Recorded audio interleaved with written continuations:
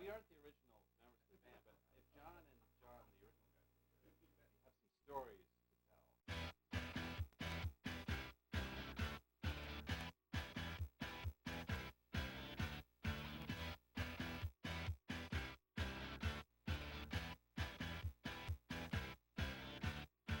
Make a hole with a gun perpendicular. They might be giants. They might be rain. They might be heat. They might be frying up a stalk of wheat. They've really been the vanguard of alternative, and I think that their importance can't be underestimated. I think I probably met him in the hallways of our junior high school. We were sort of fully expecting it to be this glittering punk rock heaven, and there's just kind of nothing left. Some musicians just thought they were ridiculous. And then I became obsessed with the record. The more clear it became that the Giants were going national, the more itchy people got. You're the most successful independent group in the States now, aren't you? Yeah, but I mean, that's sort of like being the world's tallest midget. Because everyone's your friend in New York City. People are filing out of the theater at this moment. Oh, right. That's not right. You didn't enjoy it. You never believed it. And there's just so much to say. Best thing about New York City is you and me. You're probably wondering if there was sex exchange. Okay, this isn't like a Penny Baker documentary. Is this more like a left?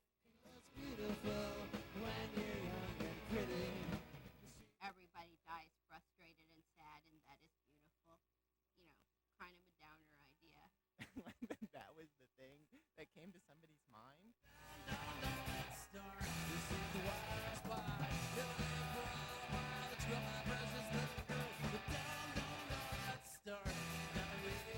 it's going to be a good show, fellas.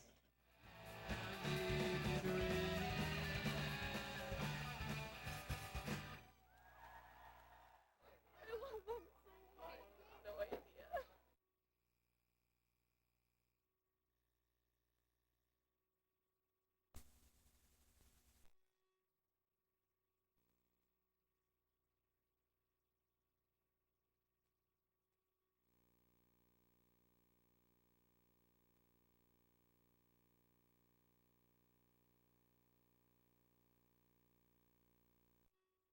Hi, I'm Paul Simon, a former United States Senator from Illinois.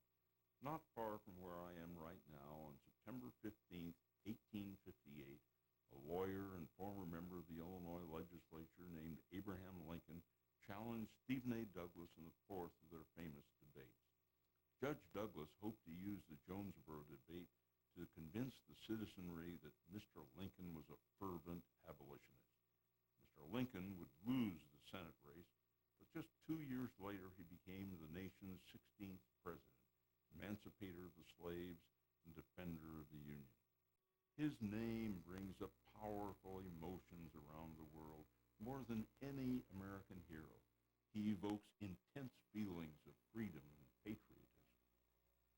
100 years later, in the small town of Lincoln, Massachusetts, two boys would grow up in the midst of another turbulent time for America. They would meet. They would discover music. They were called John. This is their story. I tell you I'm a Cyclops rock, and then you go and turn around and break my heart. There's just so much to see, but the best thing about New York City is they might be giants, they might be giants. And are getting old, and we still haven't walked in the glow of each other's majestic presence. Daddy sing, baby. Don't, let's start. Hey! I'm John Kerr, Chairman of the Board of Selectmen of Lincoln, Massachusetts, and I now officially declare this documentary open.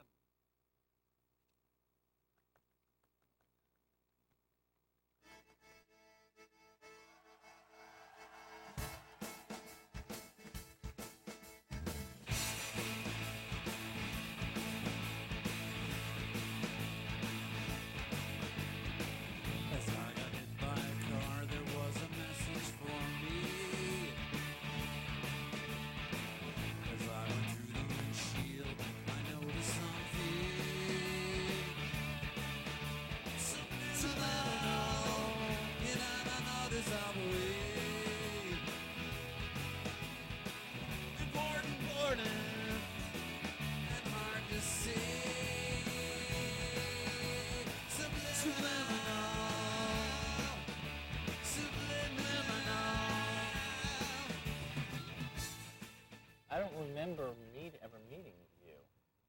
think that at some point early on, I got John confused with a bunch of other students who were in the next grade.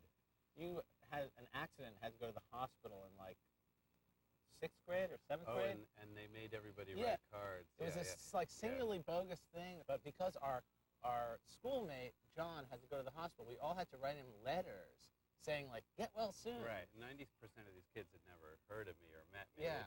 So I got this giant pile of cards, which I probably threw them away. I'm sorry to say, John. I'd love to look through them and find yours. But it was actually really mysterious on my end, too, because I got all these cards from people I didn't know. Yeah, I think my card hell are said, these like, John Linnell, I don't know you. I think I probably met him in the hallways of our junior high school at some point. And he was like a very, he was way more gregarious than I was. And he was kind of interested in just like, talking.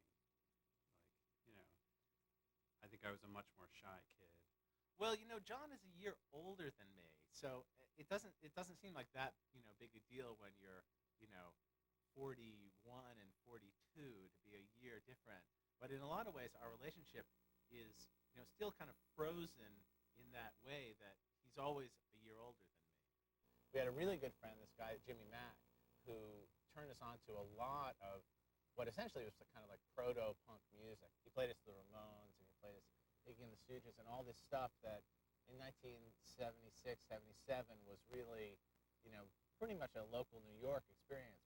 I think at that time, like I was already geared up to be a complete elitist snob about music, but the thing about Jimmy was he was really into the most mass market pop stuff as well.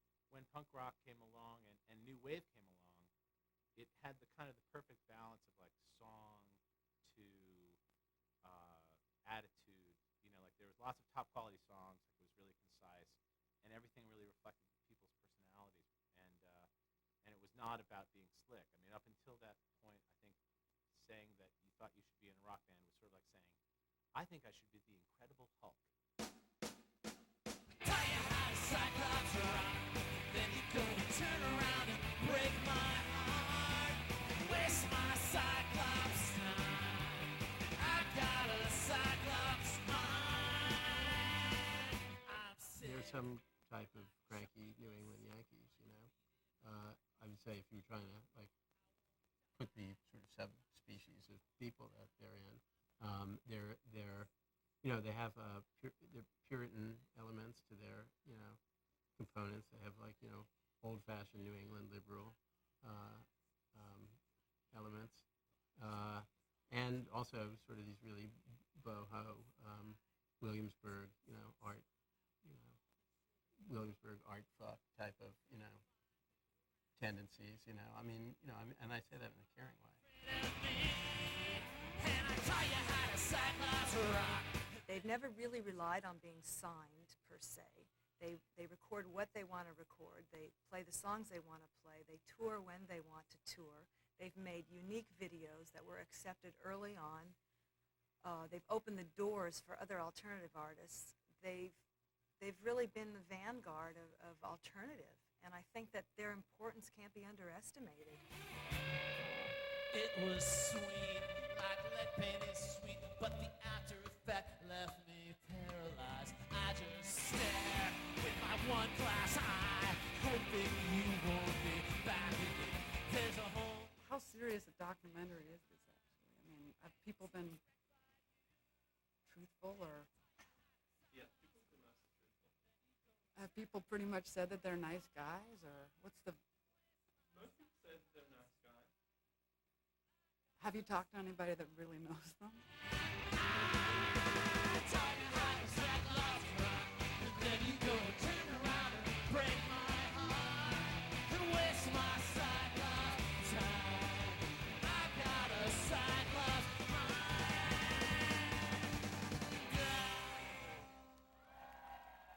You could participate in the rock and roll with They Might Be Giants, but you didn't have to be pretending to be more messed up than you are. You didn't have to pretend to be some bacchanalian messed up person. That you could just be a normal middle class driver and still enjoy songs in 4/4 time. And I always thought the perfect symbol of that was, how they like flipped that old Who slogan, "Hope I die before I get old," and they have the song, "I hope that I get old before I die." Oh, it's a long, long rope they used to hang you soon, I hope, and I wonder why this hasn't happened. Why? And I think about the dirt that I'll be wearing for a shirt, and I hope that I get old before I die. We want to rebel against that bacchanalian 60s sex drug thing because that didn't really work. And,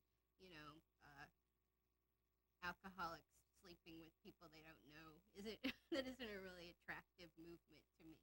So I always liked that about They might be giants. They might be rain. They might be heat. They might be frying up a stalk of wheat. They might be giants. They might be brain. They might be washed. They might be Dr. Spock's backup band. Tabloid footprints in your hair. Tabloid footprints everywhere. We can't be silent because they might be giants. And what are we going to do unless they are? It's like the 20th anniversary. They might be giants now, right? Well, we aren't the original members of the band, but if John and John, the original guys, were here, we have some stories to tell. We have a new album coming out as well. Have you been working on it? We've been working on a record. We're actually working on it right now. We're sort of wrapping it up. This is the sketch of It's So Loud in Here. Done. Dear friend.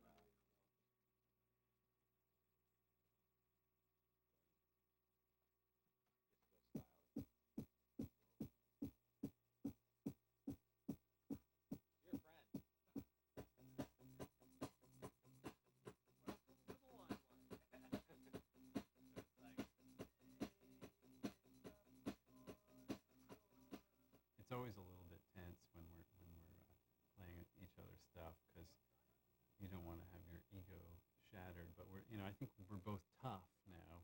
What are you thinking, Adam? The only thing, arrangement-wise, is that I feel like there's a little bit of like the enough already factor by the repeat double chorus at the end. Like maybe either something very different has to happen in there, or else maybe just not do a double chorus or something. I suggested that. That was vetoed a while back. Yeah.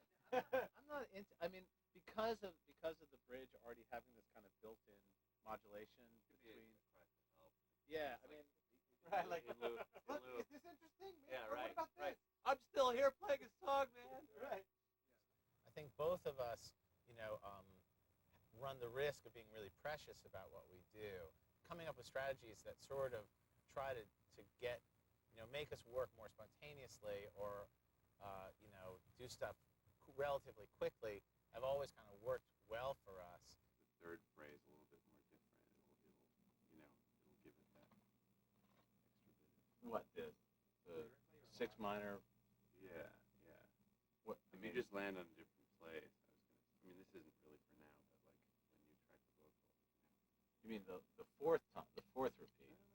The third one. So like this? Yeah.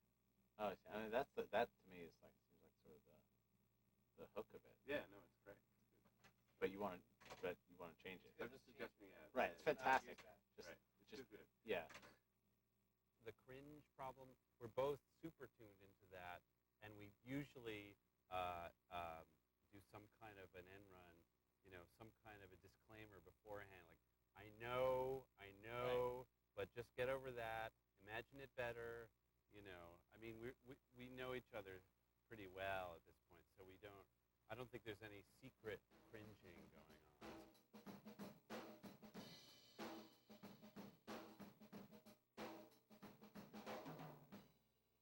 I will put that into Pro Tools, fellas. I don't think we'll have any problems. Thanks a lot. Thanks, that was great. I mean, we got here in 81. I think we were sort of fully expecting it to be this, like, glittering, kind of, punk rock heaven.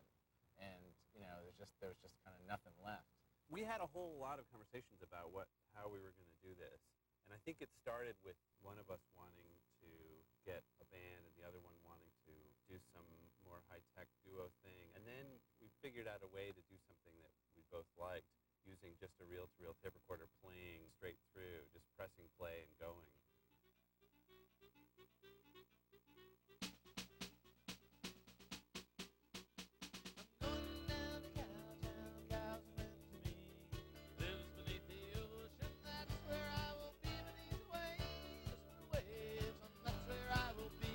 I'm gonna see the cow beneath the sea. The tape machine became making a virtue of necessity, really. That it was a way to be able to let the song decide what needed to be done, not who could play what. I think that at the outset, especially when the Giants tried to crash the New York rock scene, it really did seem sort of a hopeless venture. Sometimes it might be somebody like Guns N' Roses, and they might be Giants, and you didn't find a whole lot of crossover fans. They had some hostile audiences, certainly, and they had, but I think more difficult than a hostile audience is an apathetic audience, or a small audience, or an audience of just 5 friends. Winning sells. Thank you all for coming. Where they might be giants. This is how our show goes. Some musicians just thought they were ridiculous. It was like the antithesis of a musician. Simmer down, rabbit ears, simmer down. If you pass the rabbit child, say hammer down for me.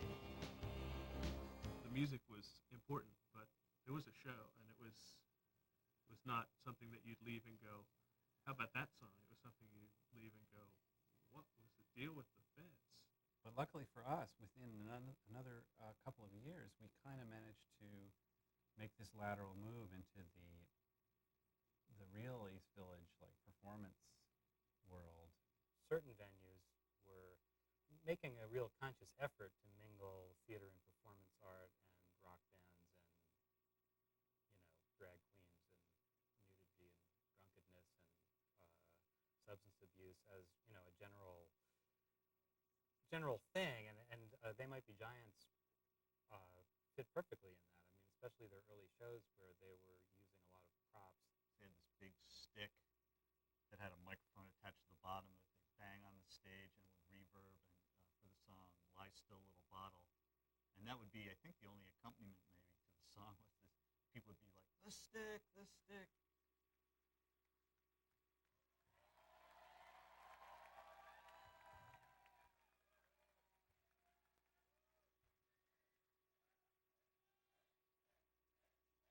They did this song, I still think it's probably one of the most amazing things I've ever seen on a stage, where Linnell is playing his saxophone, Flans is doing the vocal, and that's all there is, except there's a percussion.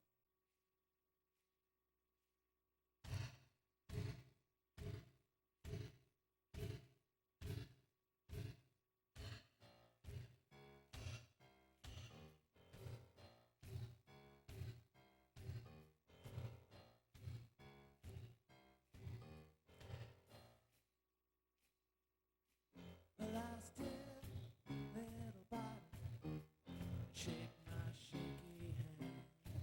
A black coffee's not enough for me. I need a better friend. It sounded so good, so perfect. The picture was perfect.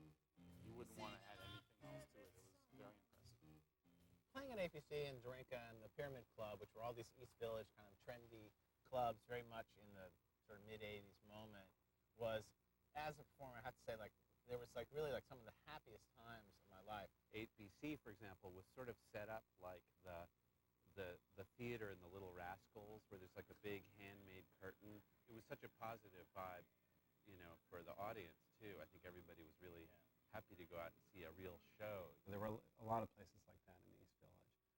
One of them was called Dorinka, and it was a little room. It was somebody's apartment that had been converted into a tiny club. I felt like we were the house band there.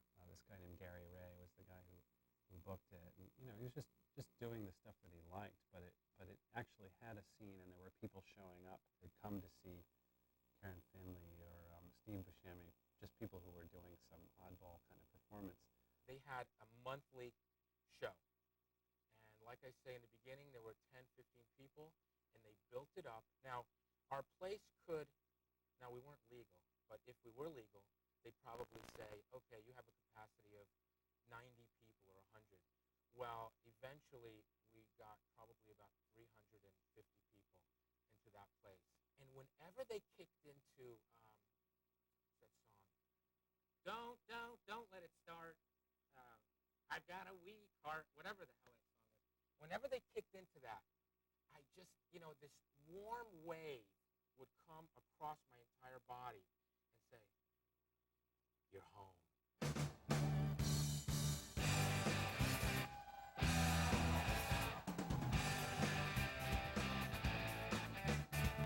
Don't let's start. This is the wire part. Never leave for all the world that you are my precious little girl. But don't let's start. I got a weak heart now. Get around. I need to get around.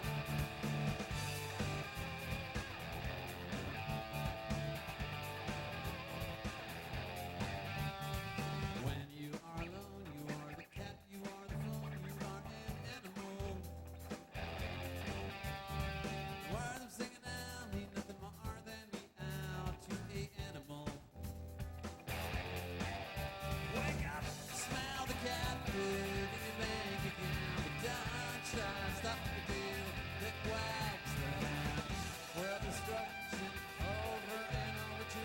And do I need a pause to be TV? This torture.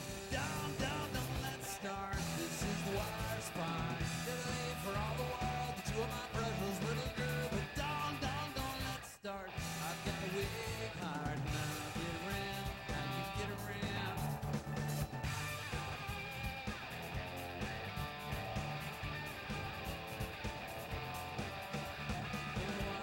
No one in the world ever gets what they want, and that is beautiful. Everybody dies frustrated and sad, and that is beautiful. They want what they're not, and I wish they would stop singing. While destruction, order and overture, and do I need a possibility? This torture. Don't let's start. This is the wire spot. Demonstrate for all the world that you are my precious little girl. But don't let's start. I've got a weak heart now. Get around. How you get around? I don't want to live in this world anymore. I don't want to live in this world now. Don't let's start. This is the wire spot. Demonstrate for all the world that you are my precious little girl. But don't let's start. Got a weak heart now. Get around. How you get around?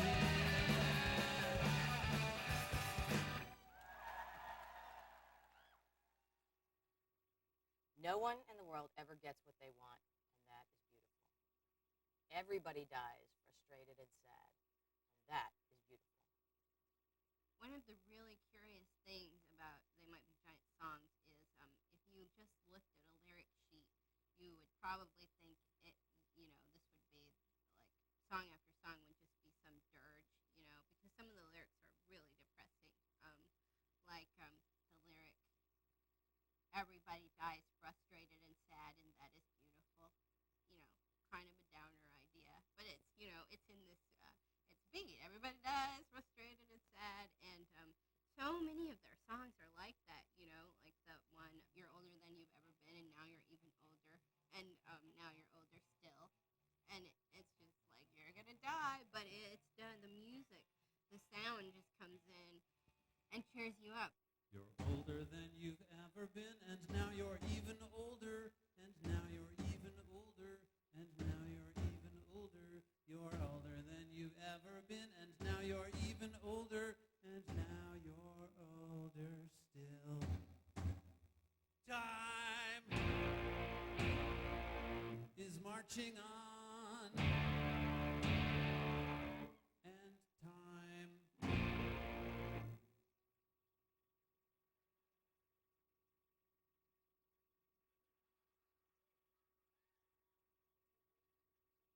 is still marching on.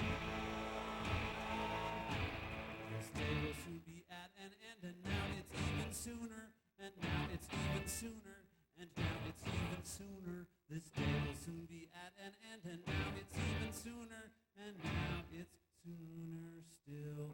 Because I think even the songs that might initially seem peppy, and then they actually seem to be like they're about like I'm dead and you walk in my grave. I think even then, if you continue with those songs, you know, I think they're actually peppy again in a sort of a horrible way. You know, like a really dreadful. I mean, in a good way, dreadfully good. You know, good dreadful. They're weird songs. They'll need a crane to take the house he built for her apart to make it break. It's gonna take a metal ball hung from a chain. They'll need a crane, they'll need a crane to pick the broken ruins up again, to mend her heart, to help him start to see a world apart from pain. I went to see a woman at EMI, and she was like, you know, these guys are so funny. You know, I just played her the song "They'll Need a Crane." And I said, well, actually, I think, you know, the song is kind of sad, "They'll Need a Crane." I think it's about divorce, and it might even be about one of the John's parents, you know. She said, that's it. They're funny, but they're sad. And which at the time seemed ludicrous, but really is probably true. As far as I'm concerned, for what we do, it's not interesting just to like publicly cry. You know, it doesn't even have the effect of making me sad if somebody else is doing that. I think the thing that's really sad is when somebody represents some kind of inner sadness some other way. There's a pretty relentless thread in the text of our songs, especially in the first, you know, the first 15 years of our songwriting. That's pretty relentlessly, you know, kind of earth-shatteringly dour.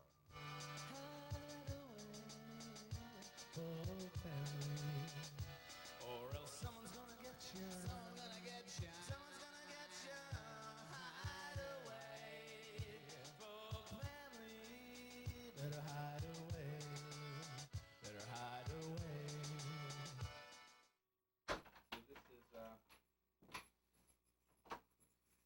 This is the studio. This is my one-bedroom apartment that I lived in all through the 80s and 90s, and it's now my workspace. This apartment is also the home of Dial-A-Song, which is this trusty Recordicall 675, which can be found. This costs $2. When they did Dial-A-Song, which was really basically a way of filling in the gap when Linnell was injured in a bike accident. He was a bike messenger and broke a small bone in his hand, and they couldn't play. Flansburgh came up with Dial-A-Song as sort of a stopgap measure, just as a way of producing stuff, still keeping their visibility. The coolest thing about it was just like, you know, we got to write more songs. Like, yeah, now. it was often a way that we, you know, it was a way to get things done when we were kind of scratching our heads saying, well, I just wrote 10 songs. I don't need to write any more songs. Right. We ran this ad in the Village Voice, and on the back of the Village Voice, that was like kind of the primary way that it was advertised.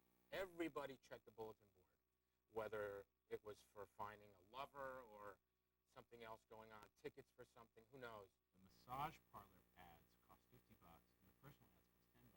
So I actually told them that it was just a personal, it's like my personal message. I have this Dial-A-Song service.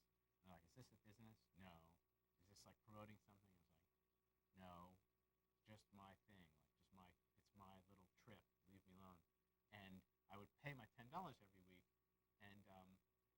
But because of that, I was afraid to ever put a message that said where we were playing or who we were or anything about the band on the machine. So when you called Dial-A-Song, all you heard was the song. The thing about Dial-A-Song, and this is still the case, is that when you call up, you're the only person. It's you and the machine. There's only one telephone line, so the tape is playing for you and you alone at that particular moment. So I don't know why that makes it better. It also really bonded you with the band because you could hear songs that weren't out yet. You could hear songs that were in progress. You could hear fragments of songs they were just working on, and that provided a real sense of intimacy with a band that you don't usually get. When I was in high school, I used to call up Dial-A-Song all the time, and there was a different song on there all the time. I go, how the hell do these guys write and record a song every day? I think for a while there was changed every day, or I don't know how long it was, but every time I called, it was a different song. And sometimes it didn't work, and it would just ring off the hook, or it would be busy. And you could make 15 minutes out of your day trying to get through to Dial-A-Song. I knew people who depended on the music on those phones to prove to themselves that you could renew your life, or like a little pillow, musical pillow they could go to sleep with every night, like kind of like sex phone or sports phone for people who need to hear a tune. And that like seemed weird to me. Yeah, I would call it to cheer myself up, and I remember once just being, I don't remember what I was devastated about. Like, looking back, I can't remember anything really bad that's ever happened to me, but just remember once being in tears and calling it up, and there was this song about how there's an ant crawling up my back. I don't know why, I just started laughing because it was just a silly idea of this insect, or insect, tickling your skin, and how bad can the world be if there's a song about that and a phone number in Brooklyn you can call to hear about it. I got my house surrounded. I know I've been there. Come out with both my hands up and don't make me come in and get me. Don't make me come in and get me. I can't hide from my mind, though I try. I can't hide from my mind, though I try. Hi, this is John of They Might Be Giants. You've reached They Might Be Giants Dial-A-Song service. 25 hours a day, 6 days a week. That music at the end of the tunnel for the next generation. Thank you for calling. Tell your friends we're going on tour in a couple of weeks. So see us out there on the road. We'll be in Washington, D.C., Baltimore, and places in Florida. So see you there. Bye. So I get home from work, and the entire tape was filled up, and I thought, all right, this Dial-A-Song thing's finally taken off. And then I rewound the tape and started listening, and there were a couple of hang-ups at the beginning, and then I got this call that was obviously like a conference call, like somebody had gotten the feature on their home phone, probably just introduced at that point, where they could conference in their friend, and it was this woman, Gloria, who I guess is, she seemed like sort of a housebound person. What do you think? What do you make out of that recording? I don't know, Gloria. Some kind of singing. They sound like all kinds of people, right?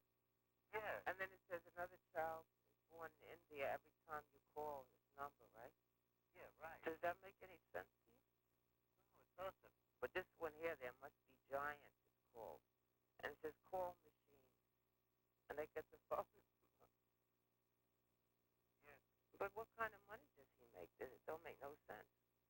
One of the weird things about recording songs for Dial-A-Song over the years is we realized that anything with like long sustained notes makes it rewind.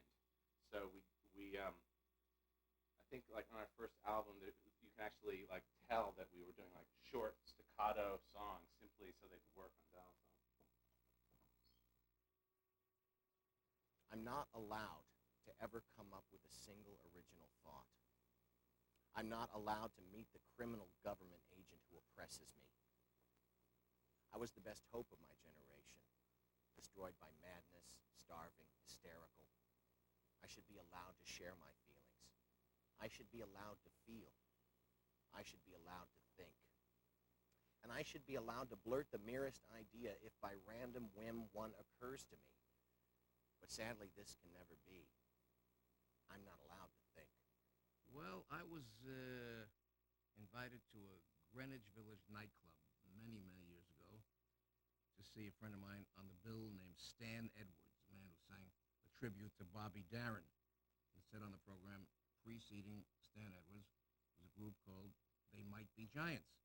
So I said to myself, oh, I'm going to be bored. And at first I said to myself, who could be so bold, so presumptuous to call themselves giants, or that might even approach being giants? But I figured I've got to sit through that and suffer through that until the main star comes on.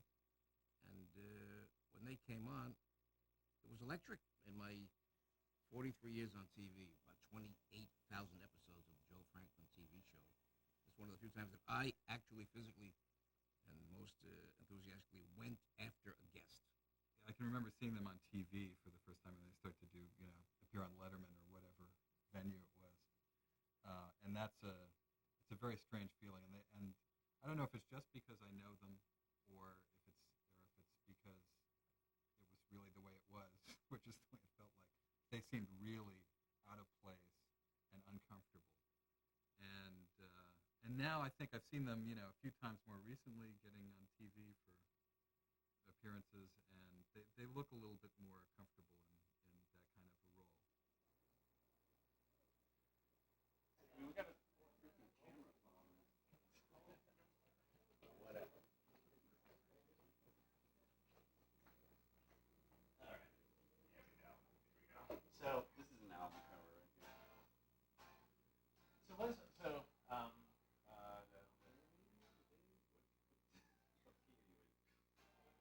baby, check this out. Let's see chord. Okay, I got it. All right, I'm there. Baby, check this out. 1, 2, 3. Baby, check this out. I've got something to say.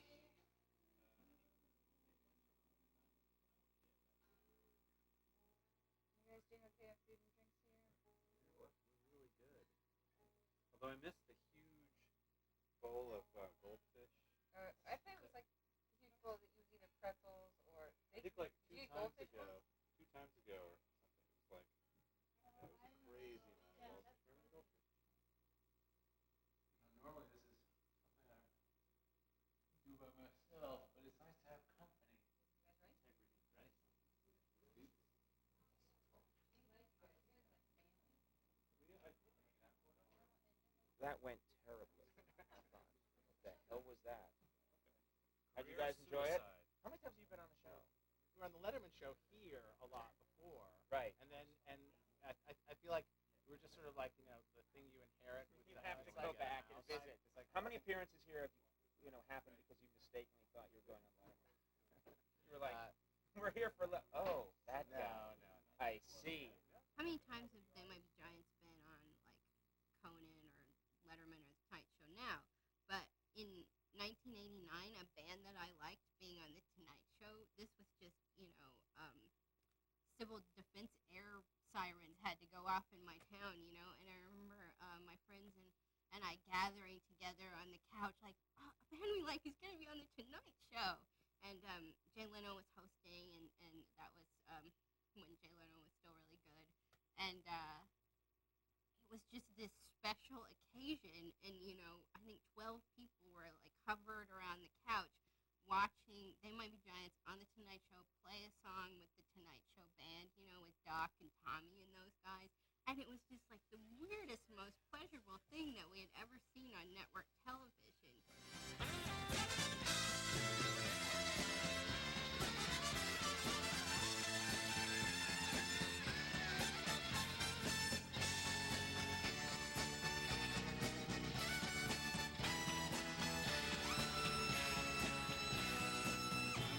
I'm very proud that we got to play with the Doc Severinsen Orchestra during the waning years of the Johnny Carson Tonight Show.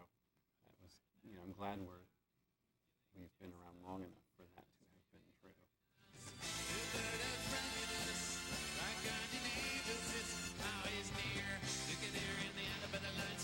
Who watches over you? Make a little birdhouse in your soul, not to put too fine a point on it. Say I'm the only bee in your bonnet. Make a little birdhouse in your soul. You can hear it in the night. Who watches over you? Make a little birdhouse in your soul, not to put too fine a point on it. Say I'm the only bee in your bonnet. Make a little birdhouse in your soul. You can hear it in the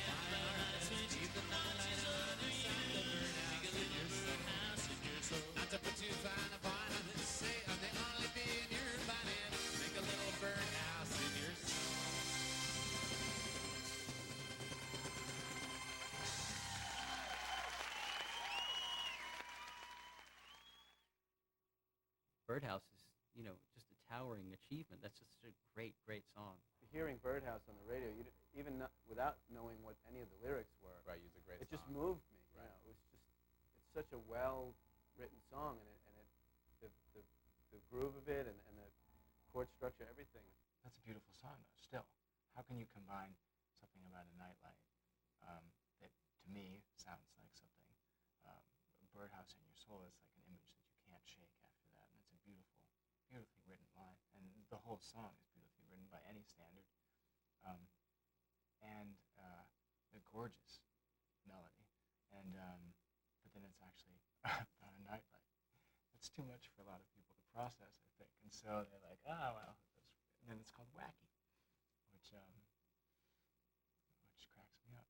There's only 2 songs in me, and I just wrote the third. Don't know where I got the inspiration or how I wrote the words. Spent my whole life just digging up my music's shallow grave for the 2 songs in me, and the third one I just made. I always thought they had great songs and live shows.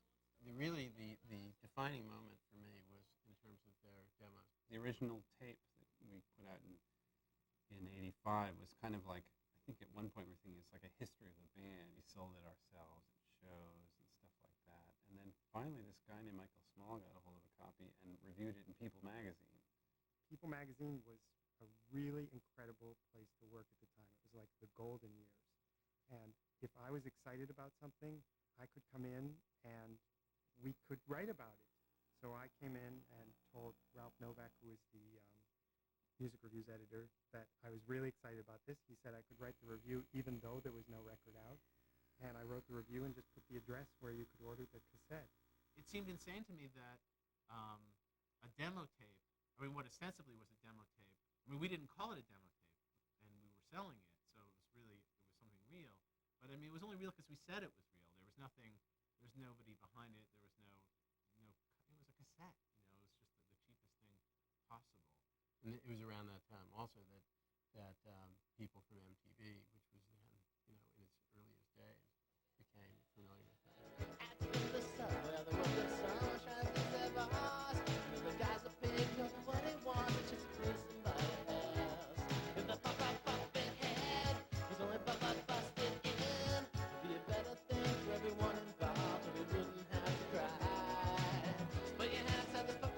So I went to see them at a club called Dorinka and told them I would pay for it and I wanted to make a video out of one of their songs.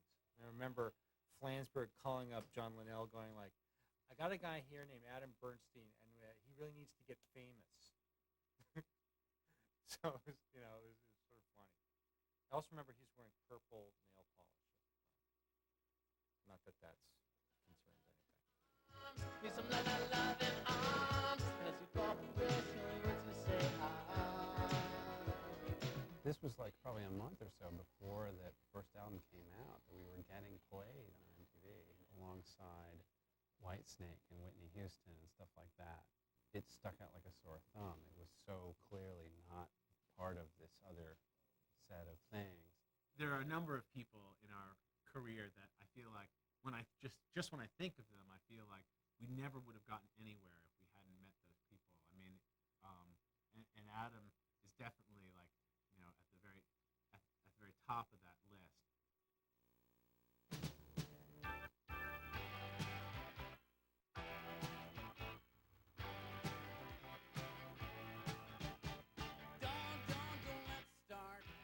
Don't Let's Start was the first indie video to go into rotation on MTV. The fact that it got onto regular rotation, I think, really was the opening shot in this kind of assault of the underground on MTV, and it eventually came to fruition in the early 90s. But I think They Might Be Giants were really right there at the beginning. It certainly made a big, huge impact on both MTV and its viewers. I think there was a big sea change at that time in music. They Might Be Giants managed to be the first band to break through that sort of wall of bad hair band videos. When MTV started playing Don't Let's Start and all the videos that followed, I think people were absolutely stunned, because here was a band that seemed to be coming from nowhere and had no relation to anything else that was going on musically.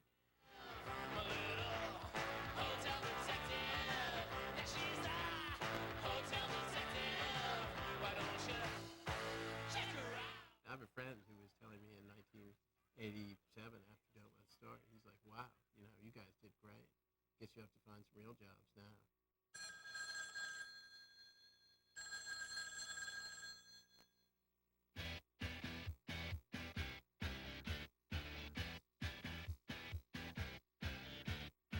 Make a hole with a gun perpendicular to the name of this town in a desktop globe. Exit wound in a foreign nation, showing the home of the one this was written for. My apartment looks upside down from there. Water spirals the wrong way out the sink. You're the most successful independent group in the States now, aren't you? Yeah, but I mean that's sort of like being the world's tallest midget. In the glow of each other's majestic presence. We didn't really comprehend what college radio meant, and so the whole world of college radio was kind of this eye-opener. The CMJ charts and stuff like that were introduced to us, or at least to me, when we were like on the top of that chart. That was right. That was how we found out about it. You're number one on this thing you don't know anything about.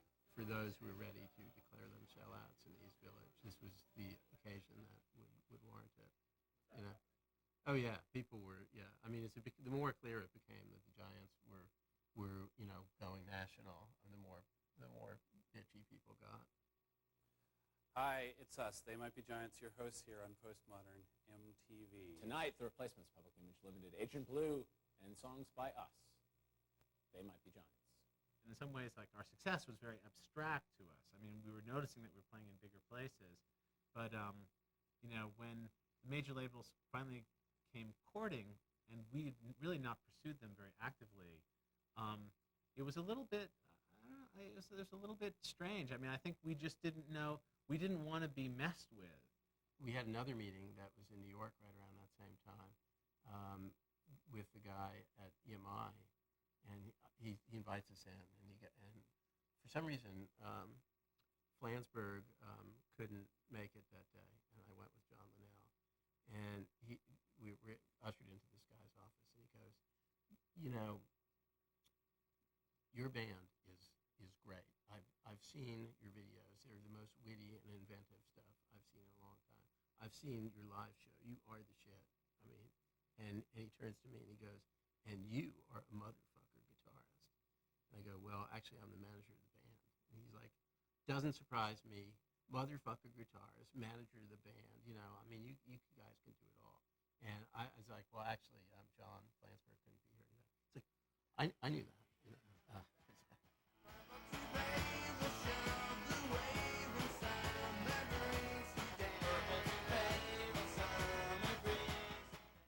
When I first became interested in They Might Be Giants, I was working at Polygram Records. That was in 1986. And really tried to get them signed to Polygram at the time. About a year later, I left Polygram for Elektra Records, and at that point it was a no-brainer. Everyone at Elektra understood what the value of They Might Be Giants was. Elektra was also home to the Pixies and the Sugar Cubes and people like that who also did great work at around the same time on the same label. So, it wasn't outside of the realm of possibility that They Might Be Giants could also put out a great album.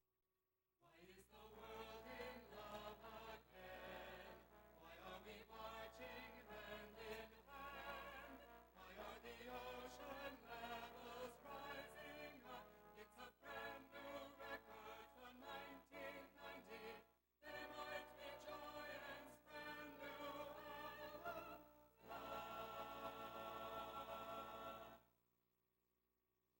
Hi, thanks for joining us for coffee. I'm John. And I'm John of They Might Be Giants. And we've got a new album out on Elektra Records. It's called Flood. This is our rock promotion video, so come on inside. There was a period of a few months where the only thing in my car was this cassette copy of Flood.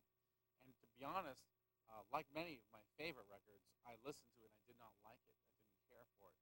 But since it was the only tape, I mean, I didn't hate it, but it didn't turn me on or something, But I only had that one cassette, so I would return to it when I would come home from touring and be driving around in my car. And the more I listened to it, something clicked one day. It was like I saw the light, and And then I became obsessed with the record. Some records that come out today only have 10 songs or less. This makes us angry. But instead of cursing the darkness, John and I have decided to do something about it. We've put out a record with 19 songs on it. And that's why our record is better.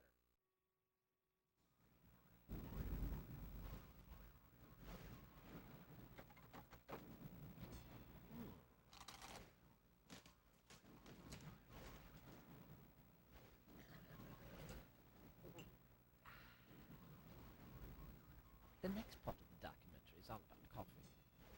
What's it going to be, fellas? Latte? Double latte for you? No milk. Just coffee. Isn't there an interview now? Yeah.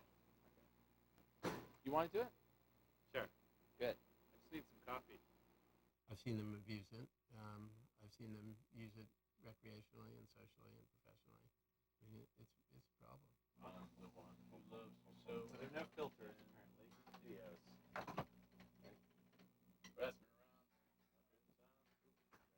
I've seen them hold the show for 45 minutes because the runner wasn't back from Starbucks. So that's really the most important thing. You know, if we'll do a show just about anywhere as long as there's decent coffee to be had.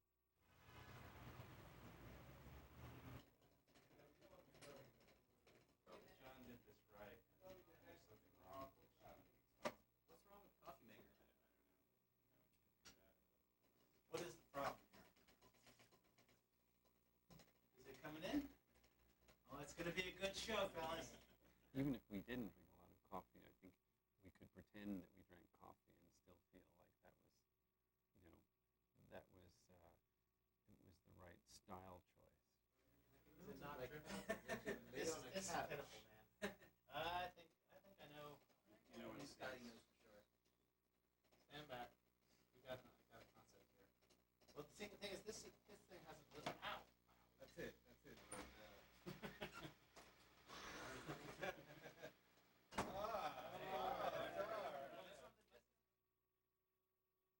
Once I got into a talk with them about the song "Meet James Ensor," and they were completely elliptical. Like for me, like I feel like "Meet James Ensor" characterizes everything I really love about the band because the song itself is so it's like it shouldn't even be a song. You know what I mean? And the words are like "Meet James Ensor, Belgium's famous painter. Dig him up and shake his hand. Appreciate the man." And then, like every part of that is already so funny and like wrong-headed for a song. And then the words of the first verse are like before there were artists, before there was junk stores, before there was junk, which is already like so like lovely and well stated. He lived in a something, you know, he lived in a garret. I can't remember like exactly how it goes. And so like at one point I was talking to them. I was like, okay, I'm like a fan of this band, and like this never ever happens if you get to ask somebody like, so why is this like why does it start this way, and like what are you guys thinking that you would even put that into a song, and all I could get out of him was like, no, he is a really great painter. Like that was it. Like no, we didn't think that was a weird subject for a song. He's a really good painter.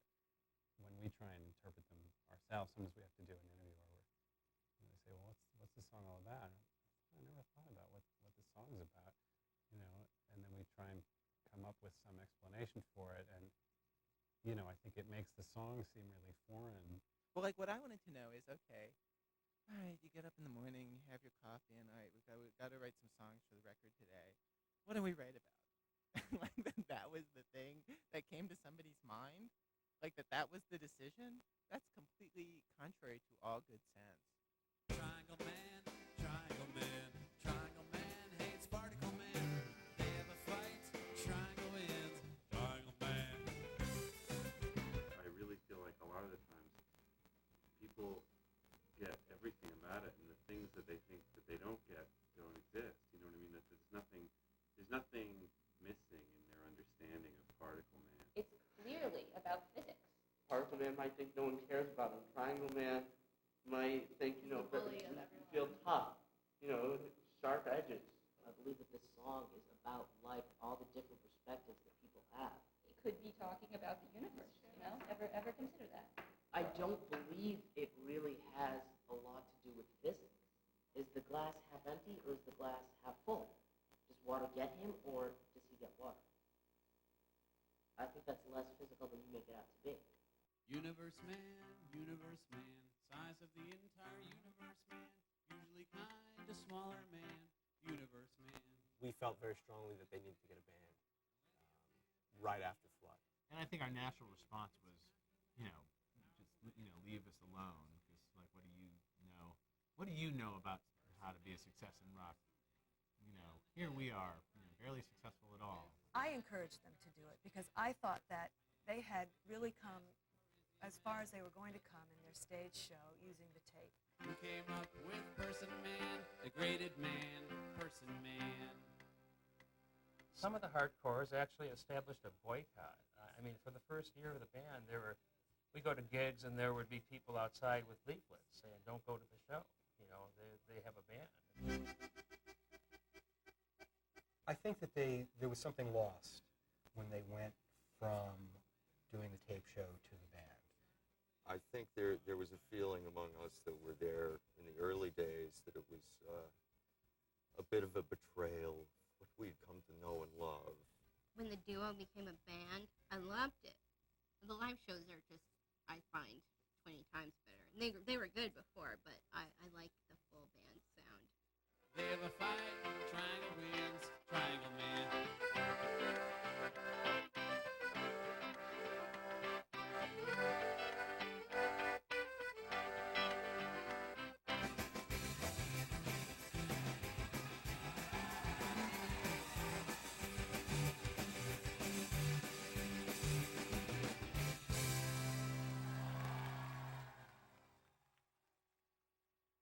This is the story. We're playing at the Majeska Theater in Milwaukee. Now, I remember the fire marshal in Milwaukee was and always is, very strict.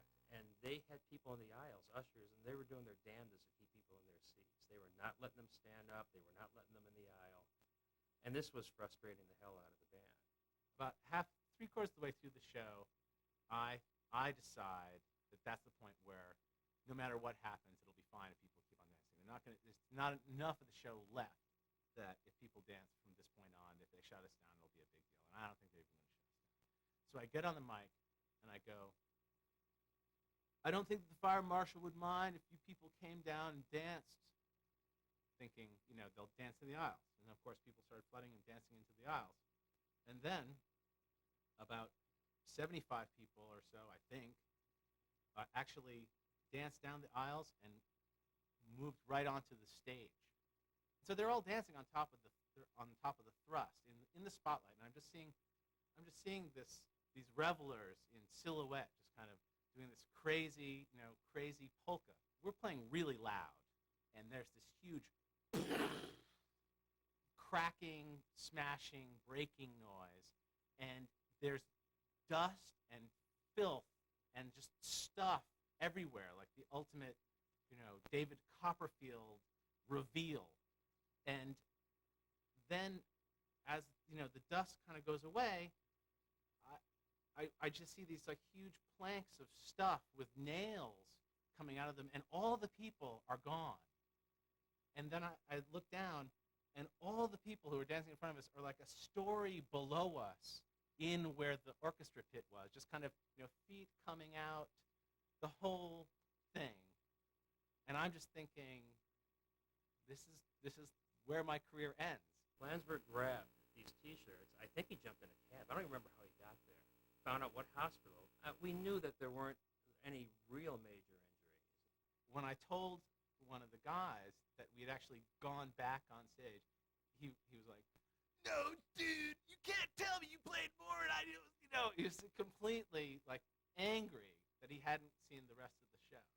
So we send him to the hospital, and they still want more. It's very flattering.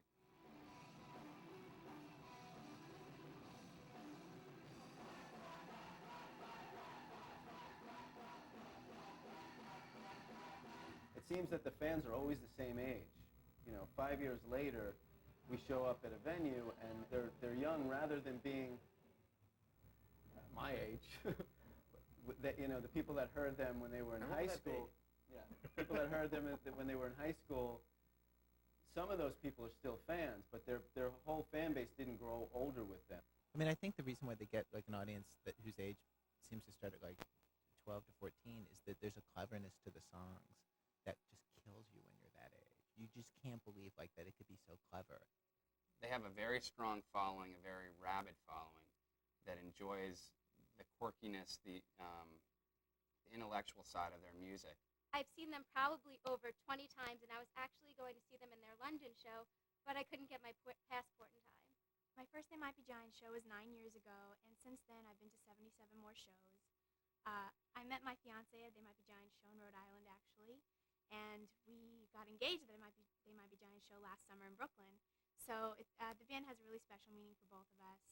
I came here from Detroit, and a lot of people gave me a lot of kind of sideways glances because that's pretty far away. But having spent the last like 6 or 7 hours in line, I sort of realized that They Might Be Giants fans are some of the scariest people I've ever met in my life.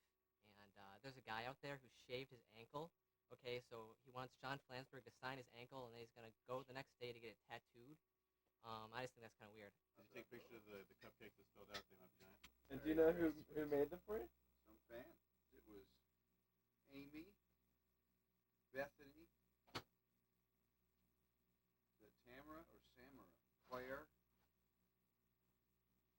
We love you more than fudge.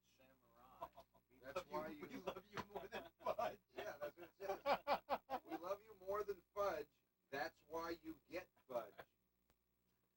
I'm not. It's kind of dream logic. I'm not eating any of that stuff. What's your name? Scott. I love them so much. No idea. Oh my god. Have you met them before? Like very briefly, but I've never like talked to them. I've just like shook their hands. Oh my god, it's like the greatest day ever.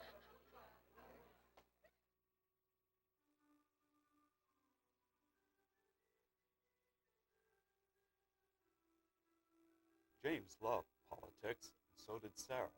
They both enjoyed being at the center of the young nation's political life. When he ran for governor, she remained in Columbia and tracked the political opposition and their doings.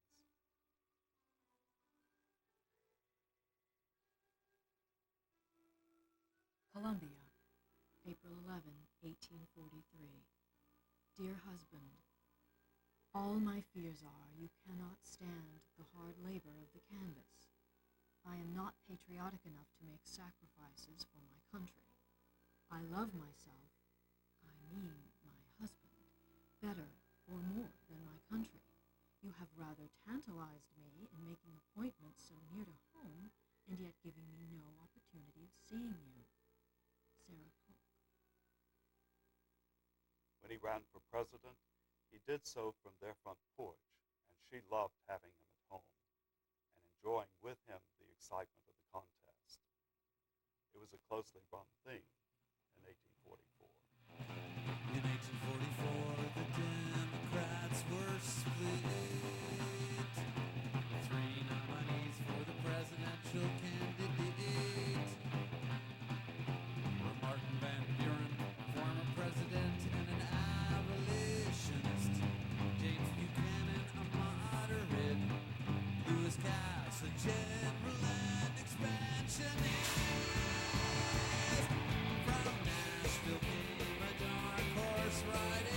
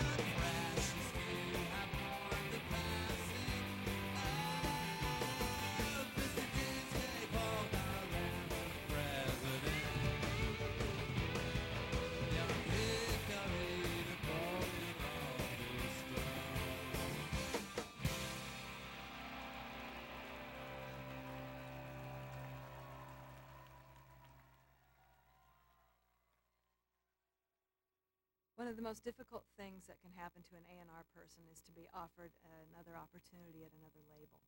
And that happened to me in 1992. And when Sue left, it was kind of the beginning. I mean, it was essentially the beginning of the end for us there, because we're not a band that everybody gets, and we're certainly not a band that everybody at record companies get. After Sue Drew left Elektra, Bob Krasnow himself, the president of the label, had appointed themselves, They Might Be Giants, A&R person, which seemed like a good thing, except then he got fired 2 weeks before our album came out, and we went from having him as our A&R person to the most junior staff member there, who wasn't even particularly a fan. And it was a very graphic representation of where our stock and the company stood. Of course, around late '91, there was the whole alternative rock revolution, and you had these really grungy, loud bands taking over the record industry, and there didn't seem to be a place for a band like They Might Be Giants. And at around the same time, there was a whole new regime coming in at Elektra, who not only didn't understand They Might Be Giants, they kind of barely even understood the whole alternative rock thing. So, bands like They Might Be Giants and Frank Black and people like that were really stranded. Watching what happened to They Might Be Giants on Elektra while I was working at another label was one of the most painful things I could experience. Because here you see a band that, has only the truest of intentions and wanting to make the best possible records that they could make and please their fans, and yet they were delivering records to a company that A, had no idea what they were about, and B, didn't have any idea how to promote them. I was pleased to see that they continued with the live band, that they still continued to tour, and that they were going to be a musical concern no matter what label they were signed to, no matter what happened in their career and with their record sales. But I always felt that they deserved more.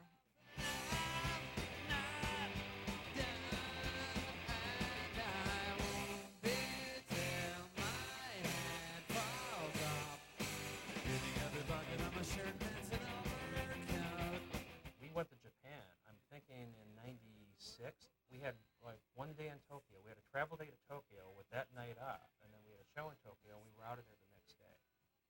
And the band and the Johns and everybody wanted a chance to hang out in Tokyo a little bit. So the label comes to us and says, how about doing a live coffee house type performance, when you get into town? And the Johns said, no, we don't want to do that. We're going to be really busy. We want some hang time. I think a couple days went by and we got another call saying, we'd really like you to do this. And the Johns said, no, we're not going to do it. We promised our band they're going to get to see Tokyo. They're going to get to hang out a little bit. So I think no was said 3 or 4 times. And as it would go up the ladder, the Johns would just say, no, please listen, N.O. We get to Tokyo, we're on a bullet train. We get off the bullet train, and there on the platform is the label rep ready to take us to the coffee house performance. Bless their hearts. They stood there on the platform and said, this is really uncomfortable for us. We don't like this position. We're not going to do it. And they didn't do it. And that was pretty much at the end of the relationship with Elektra. And, maybe that was the final nail, but I really think at the time that the Giants were so happy to move on also, because they weren't getting the attention at all. And the communication was horrible, and it culminated there on a platform in Japan. I can see myself at the end of the tour, when the road disappears. If there's any more people around when the tour runs aground, and if you're still around, then we'll meet at the end of the tour. The engagements are booked through the end of the world, so we'll meet at the end of the tour. Never depart. Since the day we met out on Interstate 91, I was bent metal, you were a flaming wreck when we kissed at the overpass. I was sailing along with the people, driving themselves to distraction inside me. Then came a knock on the door, which was odd, and the picture abruptly changed. At the end of the tour, when the road disappears, if there's any more people around when the tour runs aground, and if you're still around, then we'll meet at the end of the tour. The engagements are booked through the end of the world, so we'll meet at the end of the tour. This was the vehicle. These were the people. You opened the door and expelled all the people. This was the vehicle. These were the people. You let them go. The end of the tour, when the road disappears, if there's any more people around when the tour runs aground, and if you're still around, then we'll meet at the end of the tour. The engagements are booked through the end of the world, so we'll meet at the end of the tour. And we're never going to tour again. No, we're never going to tour again. Even old New York was once New Amsterdam. Why they changed it, I can't say. People just liked it better that way. So take me back to Constantinople. No, you can't go back to Constantinople. Been a long time gone to Constantinople. Why did Constantinople get the worst? That's nobody's business but the Turks.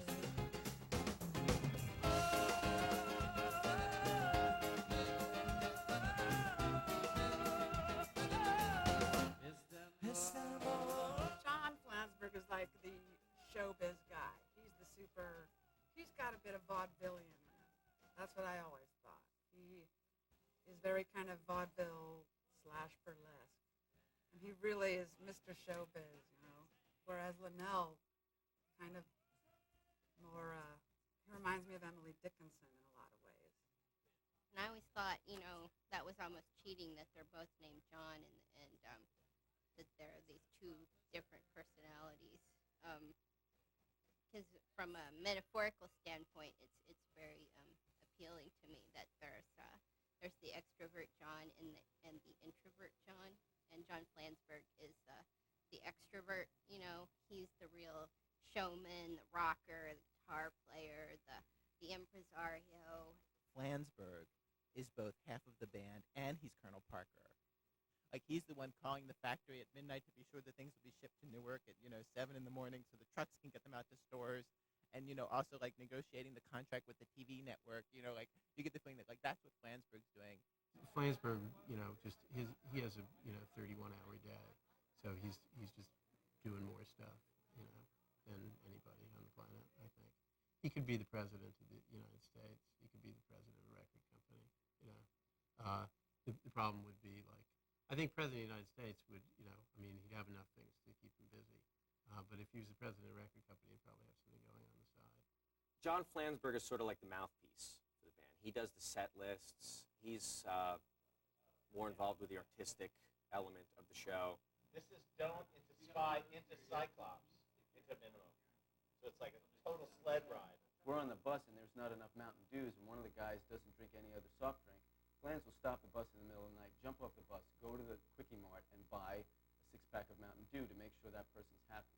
That's What people don't realize is he's actually scoring dope. That's really what the Mountain Dew's the front. George, please. Don't get all up in that with me. No. You tell me what's best. This is what I'm suggesting. It's verse, chorus, keyboard solo, and then in the holes.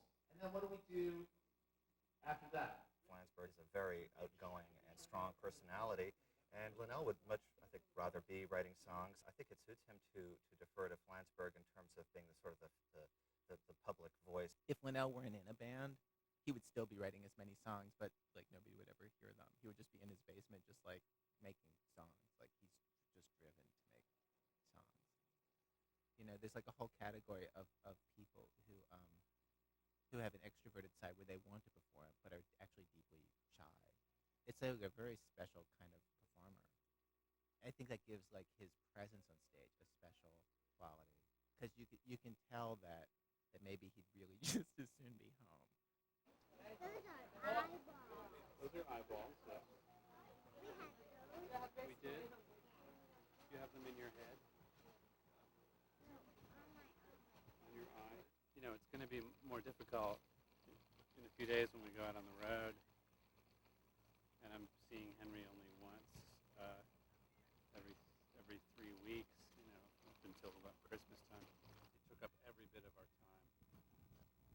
And we couldn't write songs or make records or do any of that stuff.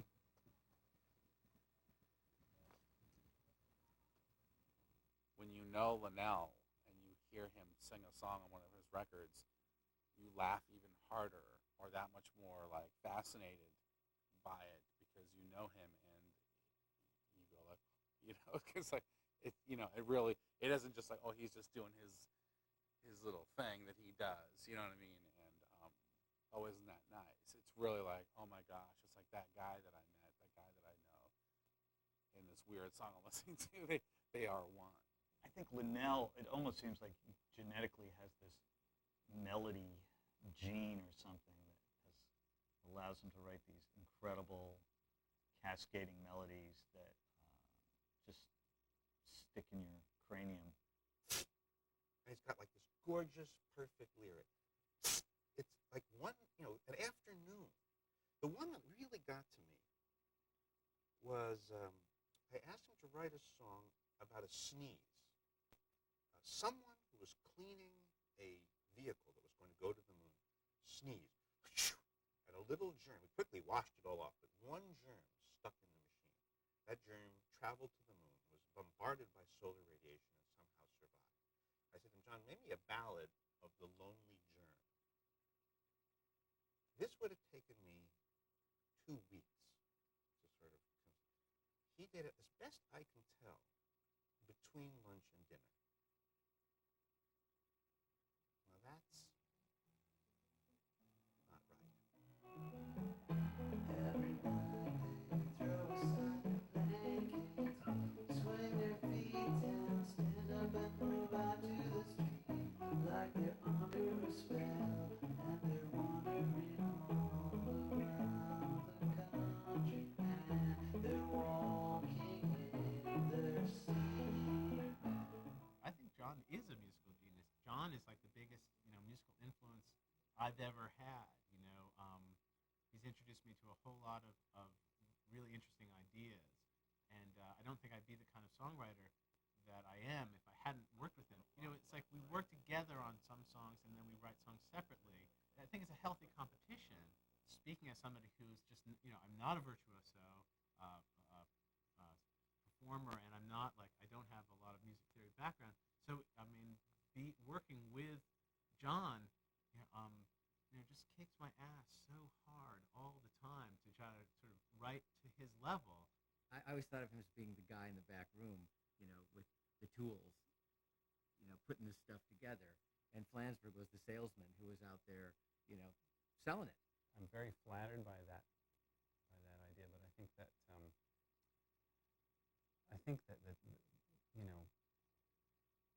horrible truth is that I always felt in my relationship to Flans like he had this kind of special, I hate the word genius, but I think that he's like one of these people who gets these the kind of inspirations that I always feel jealous of.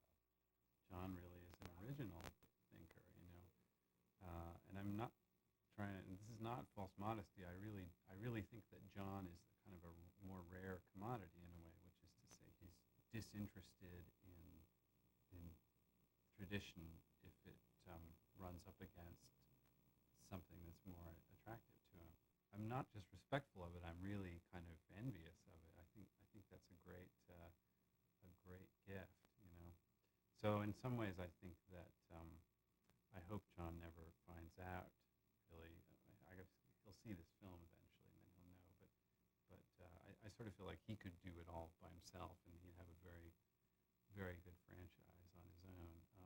But I sort of need him to believe that I am somehow essential to this project.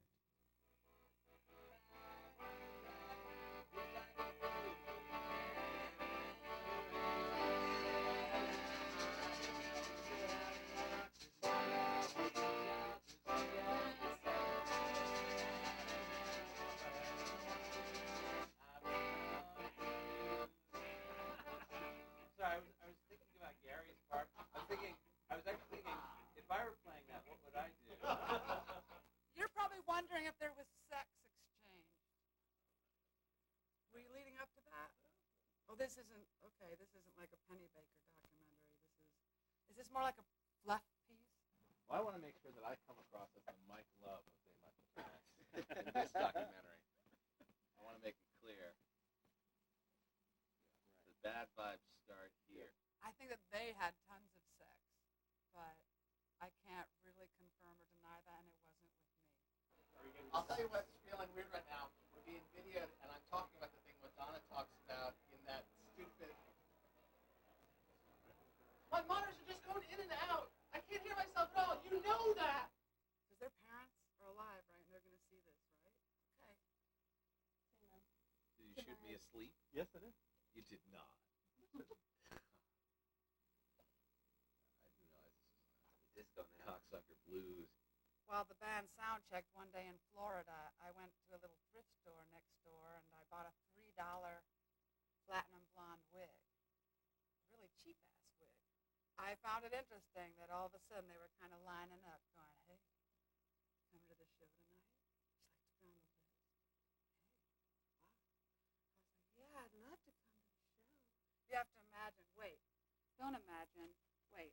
So it was more like, you know, blonde, and you know, like, just, you know. Well, okay, now I'm a little Joey Ramone, which is cool, but I don't know if it would have the same effect. But picture it blonde and more attractive. All I'm saying is, guys, my word, don't be so cheap and easy. We like a challenge, too. What was the question?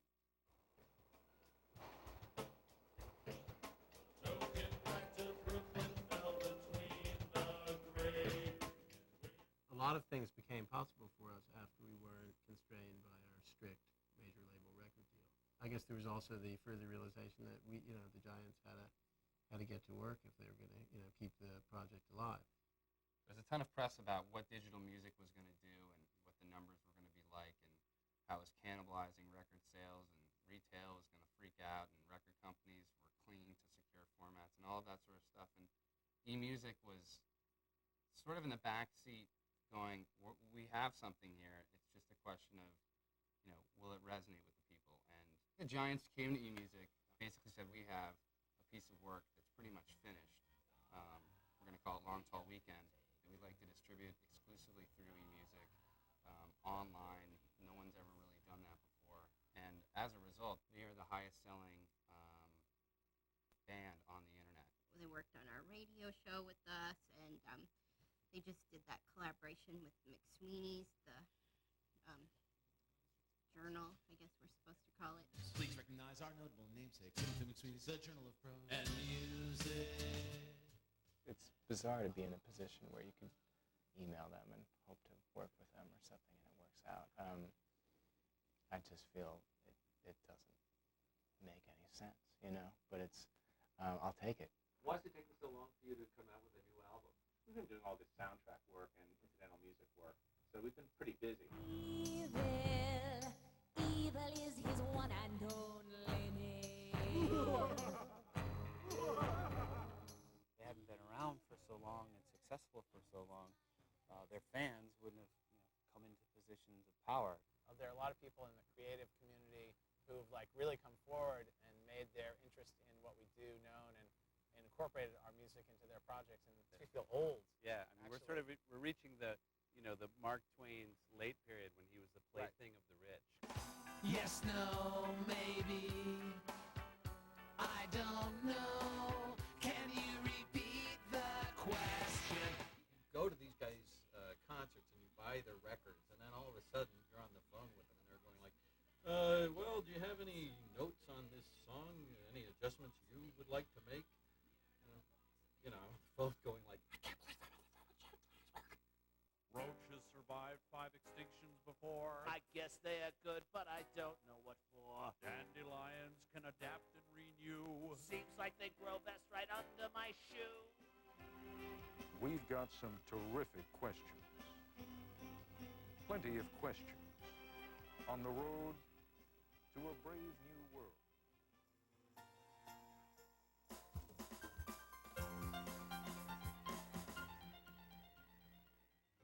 This is The Daily Show with Jon Stewart, the most important television program ever. Here's what Robin was saying. Here was my idea. Robin was saying how Knock in the Middle has brought in jocks into the fold as well. So talking about the Wow. That's well, We yeah, had to we can roll clarify with to that. Robin that we weren't talking about you guys at first, but more about the fans, and she got very defensive. And then we're like, no, we don't mean them. They're our friends. We mean the fans. Well, you don't know how sensitive we are. Yes, we do. We figured out we got some support. Right. Well, I mean, how it is. I was a bartender, and City Gardens was, let's be frank, a hole. You were expert at opening beers. We noticed that right away. Thank you very But, much. One of my top jobs as bartender. Well, I don't know if you people are aware about Camden, New Jersey, but basically it's like it's about Trent. No, It's like Camden. Right. Similar. Right. Which is about So let 4 me see if I miles can from get the vibe gates of of the band hell. straight. The vibe of the band basically is you talk a lot till you make a mistake. I'm the fact checker. Then he comes in and goes, "Oh right, that's not right." Right. He's sort of the Lenin. Yeah. You're the McCarthy. He's the Trotsky. Yeah. It's a sort of a Lennon McCartney dynamic. I won't say who's Lennon and who's McCartney. People are going to know that we've heard of the Beatles when they see this in the movie. We might be losing some credibility with our audience for not having just done things like this. Made it up, yeah. They find out we've actually heard Beatles records. They're going to feel differently about us.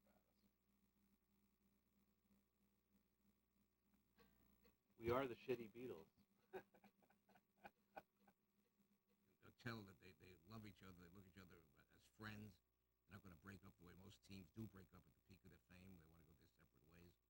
They don't get on each other's nerves, and they're both beautiful people. It's a true friendship, and it's a marriage of sorts. We managed to spend a crazy amount of time together without actually getting resentful about it. What is the price of fame that Flansburgh and Linnell, they might be giants, have paid? Well, we have to smell each other for months on end on a tiny bus. Now, is this a ritual? It's involuntary. It's involuntary. This is based on the close quarters you're in. We're about to hit the road. We're going to be in a really tiny bus with a bunch of other guys, and that's what we have to look forward to. Now, see, other bands, the Village People, for instance, look forward to that experience. Actually, we were doing an interview once, and I was sitting next to John, and he was saying, like, yeah, we got to spend a lot of time together. It's really hard on a relationship. I mean, we respect each other, but it gets to a point where you just resent the way the other guy breathes. And I'm thinking, this was news to John. Yeah, and I'm thinking he resents the way I breathe. Right. That's I not fair. don't resent the way he breathes. Right. We've been stuck together so much that it's really kind of unfair on our relationship. I think it's unfortunate because we can't really socialize in the way that people who are just friends do. There's a thing about your oldest friends too that they I'm sure you know that they make you laugh in a way that you feel like nobody else has that direct line on your sensibility. One of the first things we had to sorry. One of the first things we had to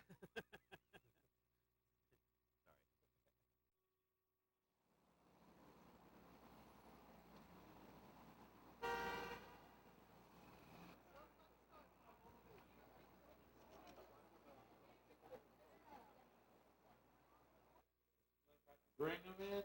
Bring them in. John and John will never have the problem of almost being nothing. Their somethingness is rock solid. But it is America. And in America, the only way you're truly validated is if the entire country at some point stands up and says, "We love you." So, of course, you want that. But in their case, I bet they've got the solid place. Sometimes it must seem a little frustrating, but they've got it. And you can see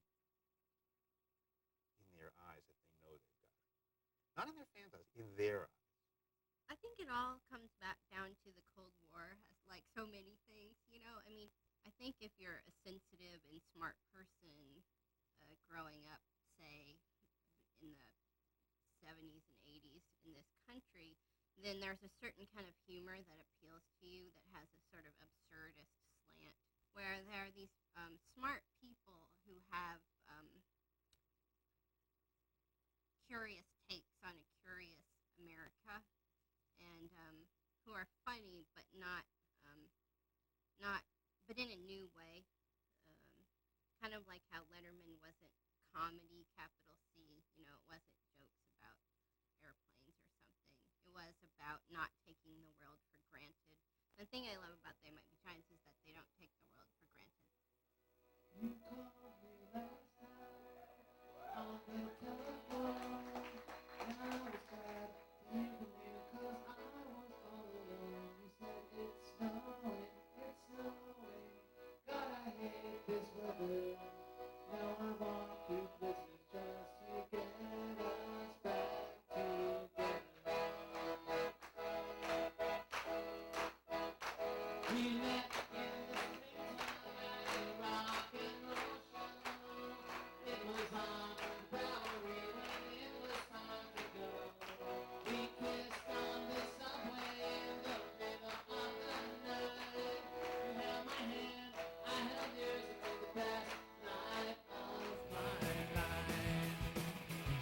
Because everyone's your friend in New York City, and everything looks beautiful when you're young and pretty. Streets are paved with diamonds, and there's just so much to see. But the best thing about New York City is you and me.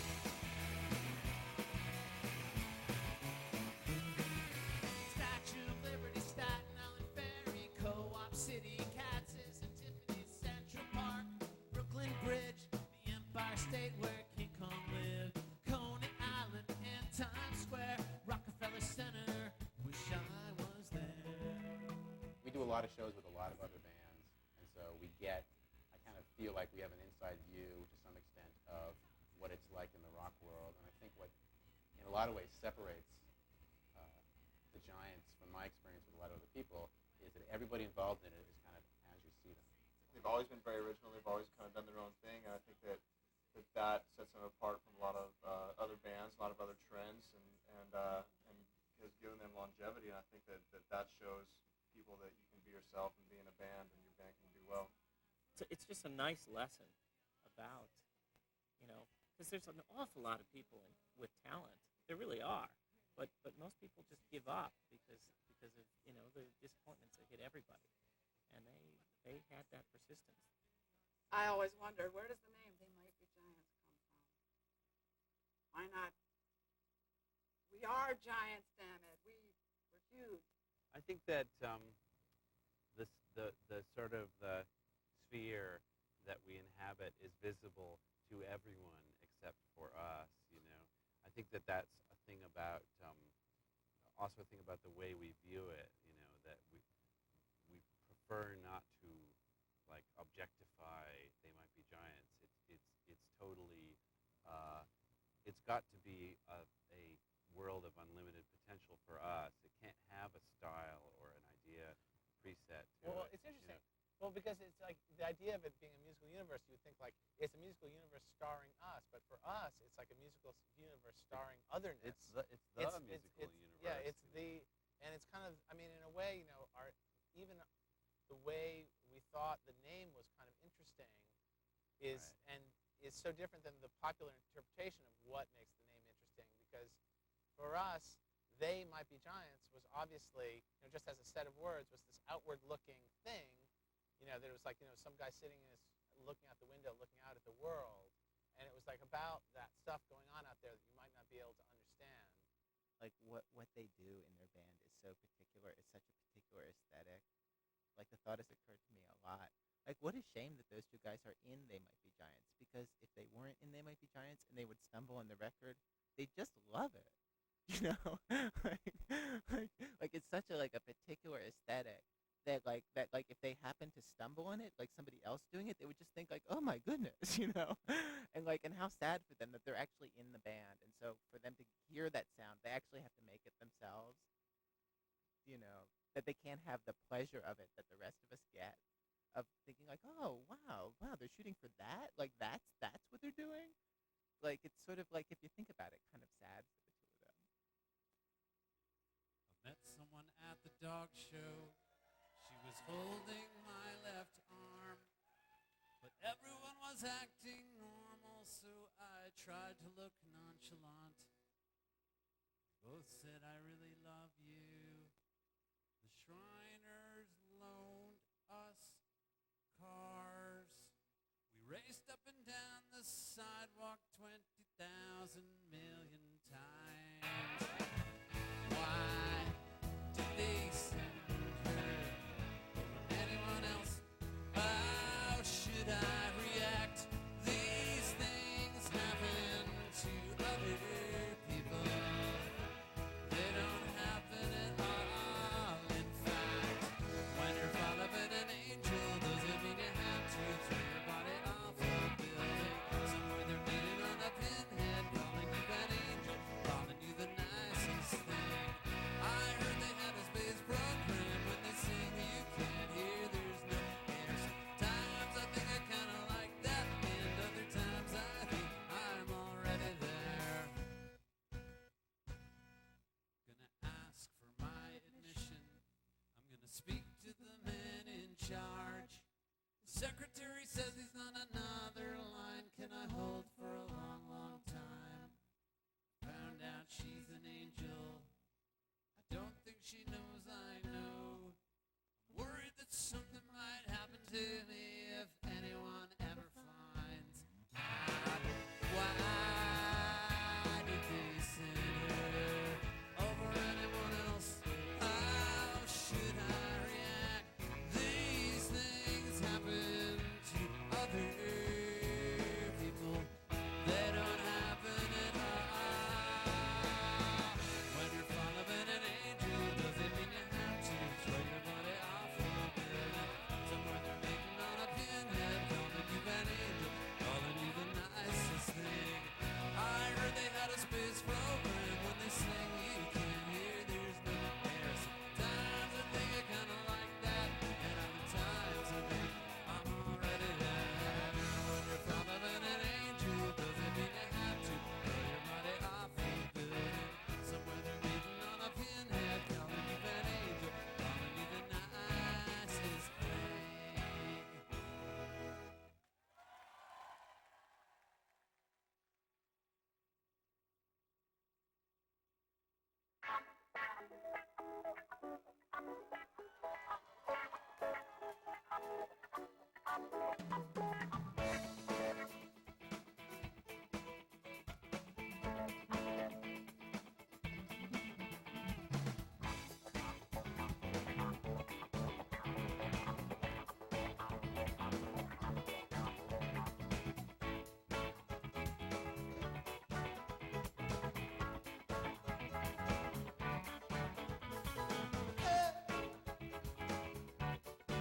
Who's that playing?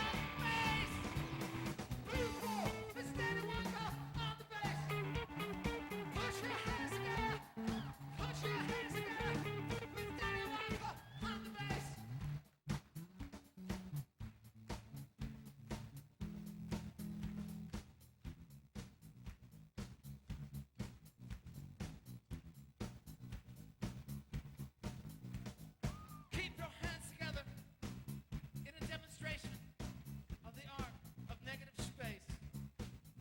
We're going to subtract the drums. It'll just be the people and Danny.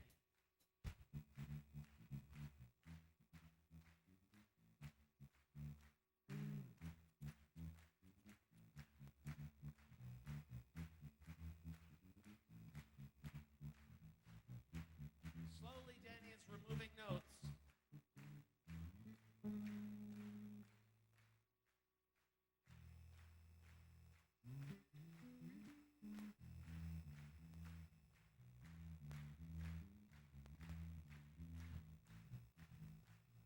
And in the distance, we hear a high bongo from Mr. Danny Hickey.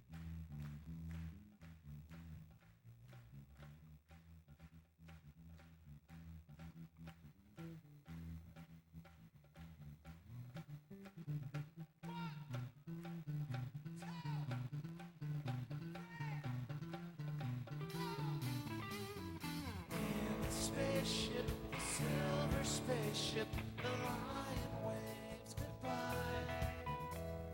In the spaceship, the silver spaceship, the lion waves goodbye.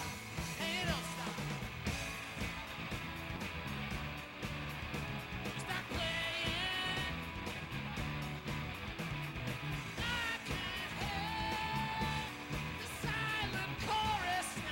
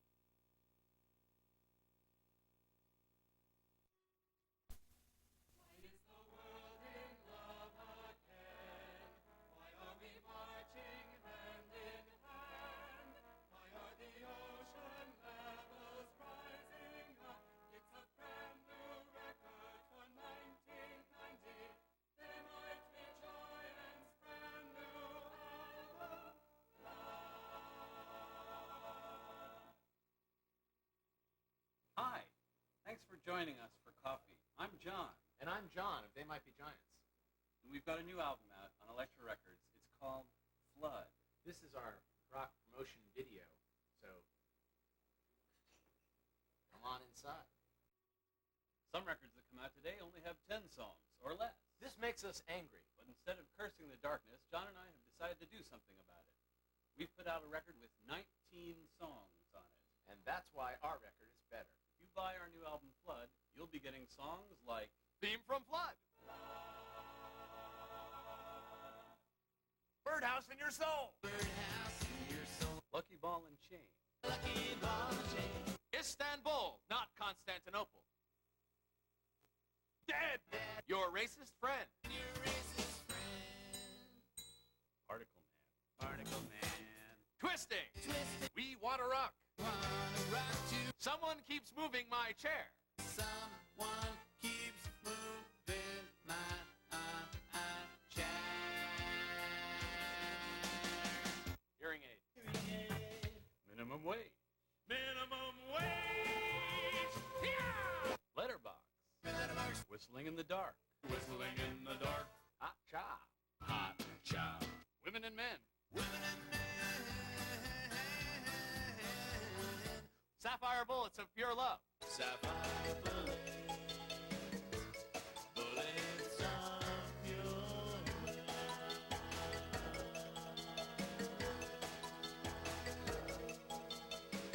They Might Be Giants. They might be giants. They might be giants. And road movie to Berlin. A road movie to Berlin. music tonight came from two of Brooklyn's foremost music talents, a combo of whom it is often said they might be giants. We welcome John Flansburgh and John Linnell, independent sex symbol superstars from the Well US of spoken, A. Paul. That's every word true. So it is true that you are you're the most successful independent group in the States now, aren't you? Yeah, but I mean that's sort of like being the world's tallest midget. To what do you attribute the success of They Might Be Giants? We have a dial-a-song service, which has certainly helped people out of New York find out about us. We bought a phone machine, and with just a regular phone line, started advertising this number, and you can call and hear a different song by They Might Be Giants anytime. Well, what a day or night. surprise. Strange you mentioned that, actually, because we've got that phone number here. Now, if you would like to dial 0101... That's the country code. 718, area code, 387-6962. That's right. You can get a different They Might Be Giants track. That's right. Every day. Call from your parents' house. It's Yes. Yeah. Of course, you come from America, so do you have an American dream? Just every night. Here's a special acoustic version of the song Particle Man. Particle Man, doing the things a particle can. What's he like? It's not important. Particle Man, is he a dot or is he a speck? When he's underwater, does he get wet? Or does the water get him instead? Nobody knows. Particle Man. Triangle Man, Triangle Man hates Particle Man. They have a fight, Triangle wins. Particle Man.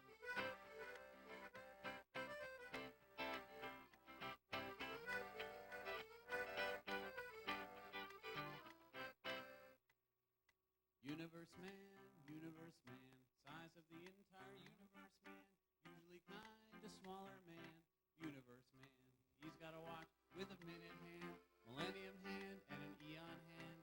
When they meet, it's a happy land, powerful man, universe man. Person man, hit on the head with a frying pan, lives his life in a garbage can.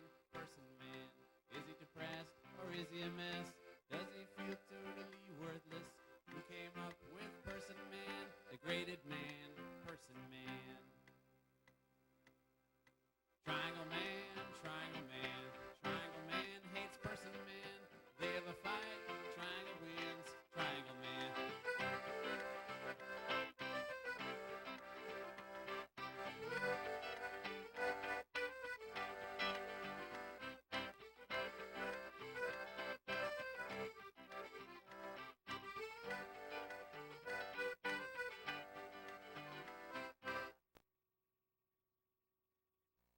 Let's take a moment and listen to the first single off our record, Birdhouse in Your Soul.